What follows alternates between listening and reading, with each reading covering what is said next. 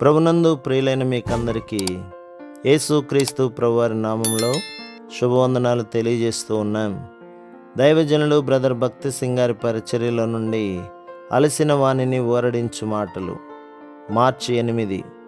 నా దేవా, నీ చిత్తము నెరవేర్చుట నాకు సంతోషము, నీ ధర్మశాస్త్రము నా ఆంతర్యములోనున్నది.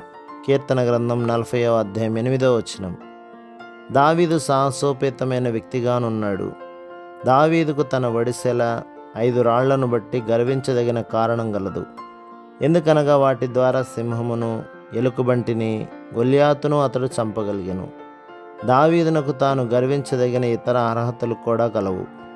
అనేక వాయిద్యములను వాయించుటలో అతడు నేర్పరి.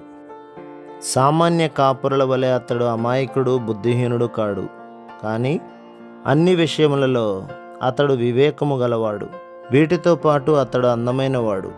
ఒక యవనస్తుడు ఇన్ని అర్హతలను బట్టి జీవితంలో మిక్కిలి ఉన్నతమైన స్థానములో ఉండవలసినది. కానీ దావీదుకు లోక సంబంధమైన ఏ కోరికలు లేవు. సమూయేలు మొదటి గ్రంథం 17వ అధ్యాయం 26లోని అతని మాటలను బట్టి అతనికి జీవము గల దేవుని సేవించడి ఒకే ఒక కోరిక ఉన్నట్లు చూచుదుము.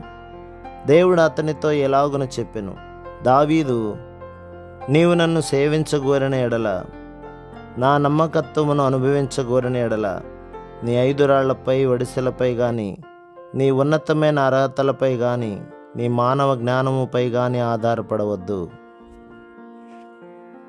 నేను నీ 5 రాళ్లను తీసివేసి ఇంకా శ్రేష్టమైన 5 నీకు ఇచ్చేదను.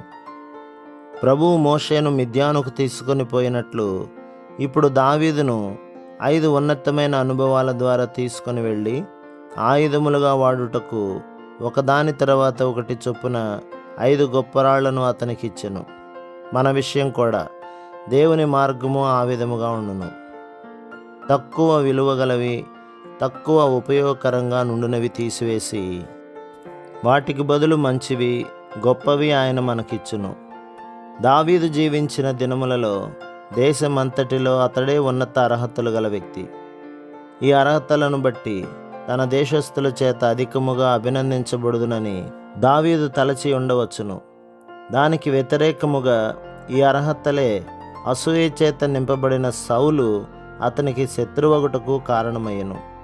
3 పర్యాయములు సౌలు దావీదును చంపుటకు ప్రయత్నించెను. దావీదు అడవిలోనికి పారిపోవలసి వచ్చెను. ఆ విధముగా దేవుడు అతనిని అదుల్లాము గుహలోనికి తెచ్చెను. అదుల్లాము అనగా విశ్రాంతి తీసుకున్న స్థలము. అదే సమయంలో దేవుడు అబ్యాతారు అను యాజకుని దావీదు యొద్దకు తీసుకొని వచ్చెను.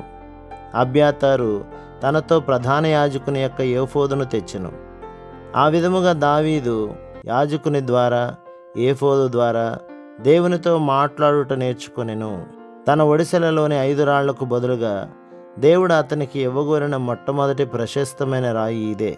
కాబట్టి మొట్టమొదటి రాయి దేవునితో మాట్లాడు సామర్థ్యమును గూర్చి మన జీవితంలో, పరిచర్యలో ప్రతిదాని కొరకు దేవుని చిత్తమును తెలుసుకొనుటను గూర్చి తెలియజేయుచున్నది.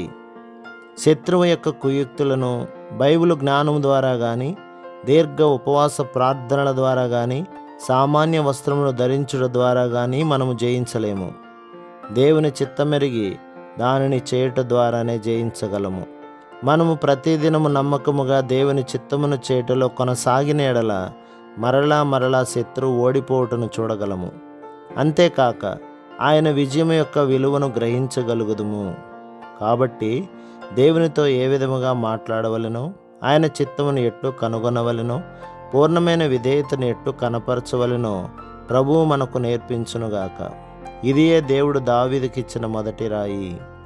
ప్రభు మిమ్మును, మీ కుటుంబములను, మీ సంఘములను దీవించి ఆశీర్వదించునుగాక. ఆమేన్.